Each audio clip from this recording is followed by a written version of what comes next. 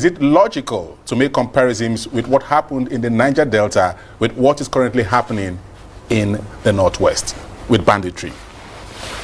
Yes, it's very comparable. One, this Fulani herdsmen never knew about kidnapping. They learned it from movements like men who have been kidnapping even foreigners. They never learned kidnapping. There was never a case of kidnapping with Fulanis all throughout history. So they are kidnapping too. They are getting ransom just like the militants, doing the same thing. The militants were vandalizing pipelines, breaking the Nigerian economy.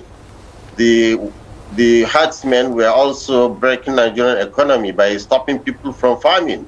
If you prevent farming in a vast area in the north, you will just be breaking the economy. So they have similarities. I don't see any difference. Thank you so much, Shegumi, for your time and thoughts this morning on Kakaki, the African Voice. All right, let's carry on with this conversation.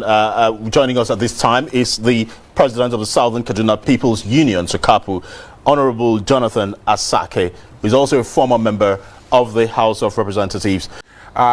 Is amnesty, which of course he is proposing for bandits in the Northwest. Do you agree with him on that? Totally no. Like I said, when I hear people canvassing for amnesty for these terrorists, I'm talking about first Boko Haram and now the killer herdsmen, and they are comparing it with the Niger Delta amnesty program, then it beats my imagination. It stands logic on its head. It makes no meaning. And it begins to make me feel that such people that advocate for such should be investigated. Let's look at the two side by side.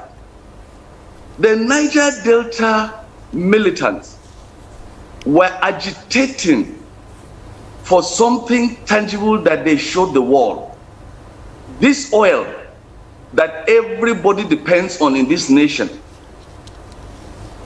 is being exploited right behind their doorstep. Their environment has been totally degraded. They cannot fish, that is their main occupation. They cannot farm. There were no jobs coming for them, and so they agitated for that, so that the government will address these injustices. And of course, even the kidnapping they were doing, they kidnapped expatriates who are working with these foreign oil companies so that they can attract international attention. And so the amnesty program was granted, and this problem was solved. So you could see that they were really aggrieved. But let's come back to these killer herdsmen and the Boko Haram. When these killer herdsmen started, the president himself, General Muhammadu Buhari, had told the world that these killer herdsmen were coming from Libya and from other neighboring African countries into our country.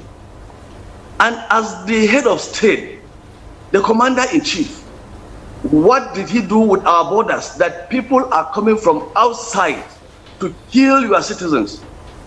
And the governor of Kaduna State, Nasiru El-Rufai, had told the world too that these killer herdsmen that were coming to kill in Kaduna State, particularly in southern Kaduna, he had traced them. They came from 16 African countries. And he has traced them and paid them so that they can stop killing. Now, the question, the issue is clear here. That these killer herdsmen, most of them are coming from outside the country. Because these are statements that are made by people that are leaders, chief security officers in their own right. And they have this security information. And if they are coming from outside and killing our citizens, and now somebody is talking about amnesty for killer herdsmen that are coming from outside the country, violating our own territorial integrity and are killing our people. And all that can be said is that they should be granted amnesty.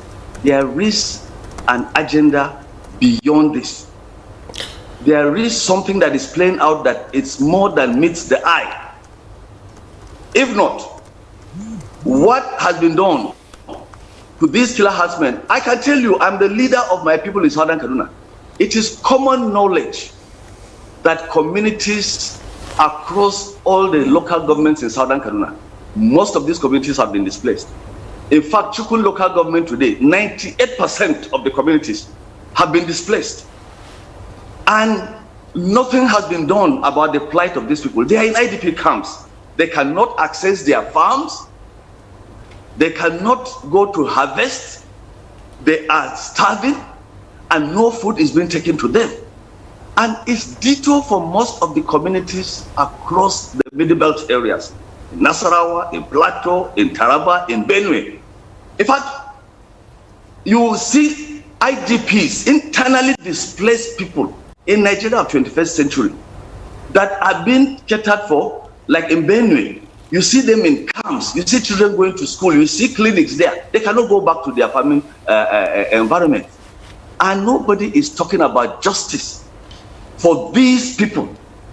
Only to talk about amnesty for the people that have gone to kill, to destroy, to maim, to rape women, and kidnap and collect ransom. And it was an eyesore when I saw Shegumi seated with those, what you call bandits, those killer herdsmen, those terrorists, and they were fully dressed in military gear with their guns in Nigeria. And we have a military.